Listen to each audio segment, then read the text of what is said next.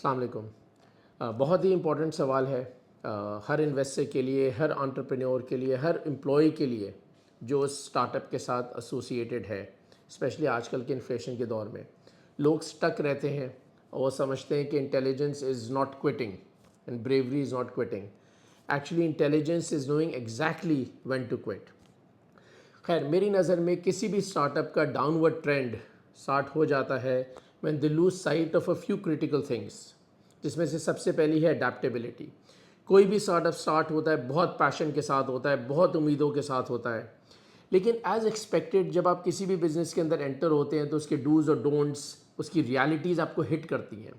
यहाँ पे वो लोग जो अपने इनिशियल आइडियाज़ के अंदर ट्रैप रहते हैं, they're not willing to adapt to the new market realities, trends, consumer behavior, industry trends, वहाँ से ही किसी भी स्टार्टअप का डाउनवर्ड ट्रेंड स्टार्ट हो जाता है।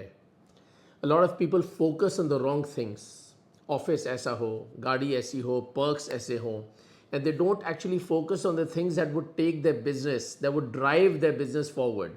So that is another thing, losing focus initially, and then focusing on too many things which are not required to take the business forward, especially at this initial stage, या फिर even at the middle stage. Never lose sight of the focus and the vision that you have.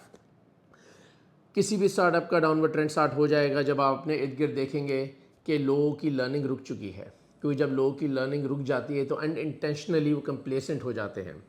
जब आप देखें कि आपके जो management है वो अब्रप्ट डिसीजंस ले रही है, फायर फाइटिंग के अंदर लगी हुई है और कोई क्लियर डायरेक्शन आपको नहीं दे पा रही, कैश फ्लोज के इश्यूज स्टार्ट हो जाएं। जब आप इनिशियली देखें कि भाई कैश फ्लोज के इश्यूज हैं, दैट इज़ द टाइम कि किसी भी स्टार्टअप का डाउनवर्ड ट्रेंड स्टार्ट हो गया।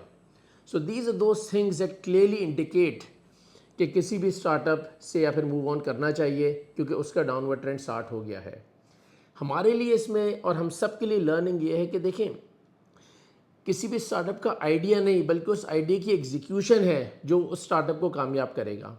पीछे आपका बैंक बैलेंस नहीं बल्कि आपकी ability to adapt to those new changes and focus on the things that actually matter, ये है वो जो आपके स्टार्टअप को कामयाब करेगा। जैसे कहते हैं, you must choose your battles wisely. So just remember, it's not about starting strong, it's about staying strong. Thank you, and I hope it answers your question.